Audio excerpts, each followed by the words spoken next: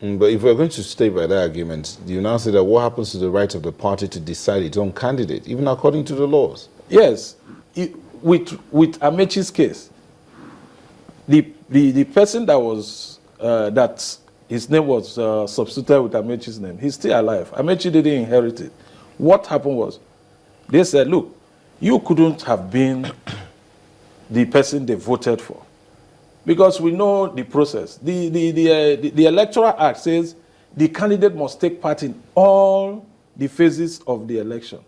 The other person probably didn't go through even the primaries properly, but was substituted for subjective reasons. Okay, let's tie it to the Kogi matter now.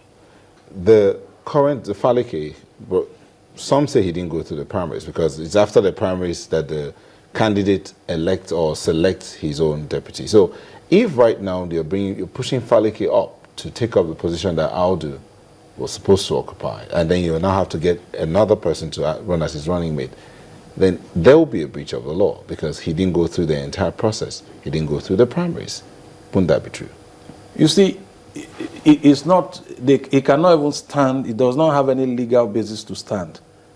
We should separate between Audu and Faleke. They are both different entities. The law has different, even if they were elected, the law recognizes them differently.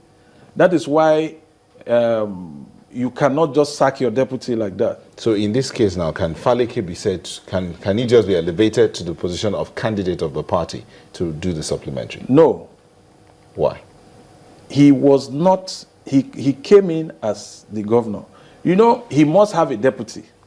And in where you have this inchoate, where a system is not complete, if he wants a deputy, that deputy needs to be approved by the assembly. Remember, there's no assembly in place now. So where is he going to start? No, what I'm saying is the supplementary elections that are coming up now. Can Falike be elevated to run for the supplementary elections without having gone through primaries? He cannot. He cannot. And why is that so? One, he even has to have a deputy. You can't run alone. So the party, what if the party gives him a deputy? They start afresh. Because the party cannot give him a deputy again. You see, the law provides for this thing. The law says if for any reason the deputy is not there, you get approval of the state assembly. There's no assembly in place yet. Okay. So right now, do we go ahead with the supplementary or do we have a fresh election? It's a fresh election. You cannot rob Peter to pay Paul because it's unfortunate what happened. Nobody envisaged that the candidate would die. However, when people were voting, they didn't vote for the deputy governor as governor. They voted for the governor that is being supported by this deputy governor. If he's so popular, if he's what the people want, they will vote for him again as the governor. So the party can field him in a fresh election. Let's look at the issue of a joint ticket. And if it's a joint ticket, we'll liken it to a bus ride. And it then means that late Audu and Faleke were in a bus.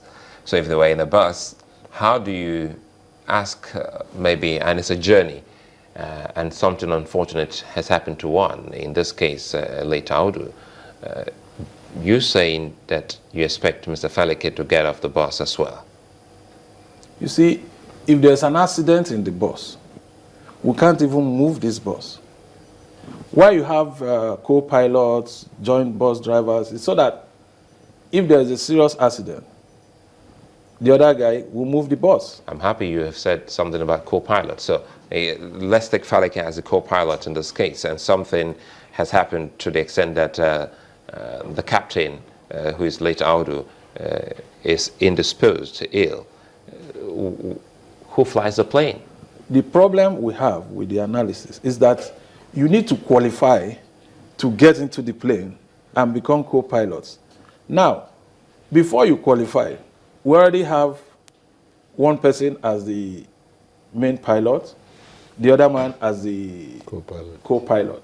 Now, for both of us, they will not allow one person, one pilot, be on the plane.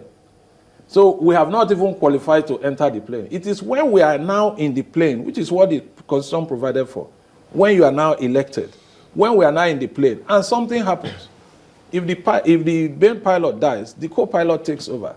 In fact, if both of them dies, if any of the crew can fly the plane, they will take over.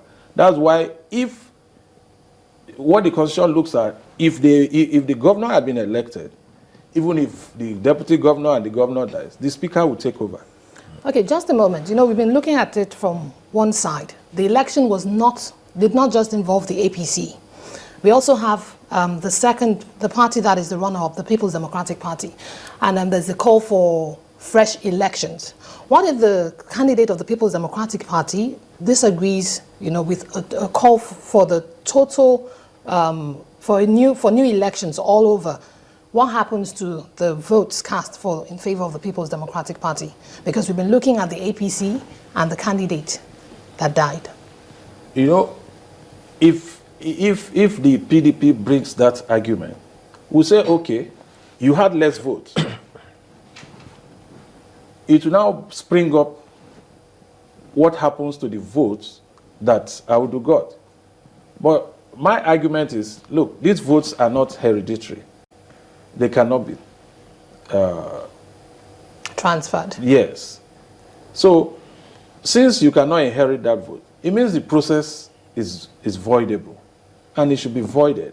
For equity to reign, you need to start afresh, a new election, bring in new candidates. So what you're suggesting is that all the 22 political parties should just go ahead, run fresh primaries, all the votes and get fresh candidates for the new election? No. They already have candidates. What if they decide they want to change their candidates? The time allotted to them to change has passed. The only party that has a problem with their candidate is the APC.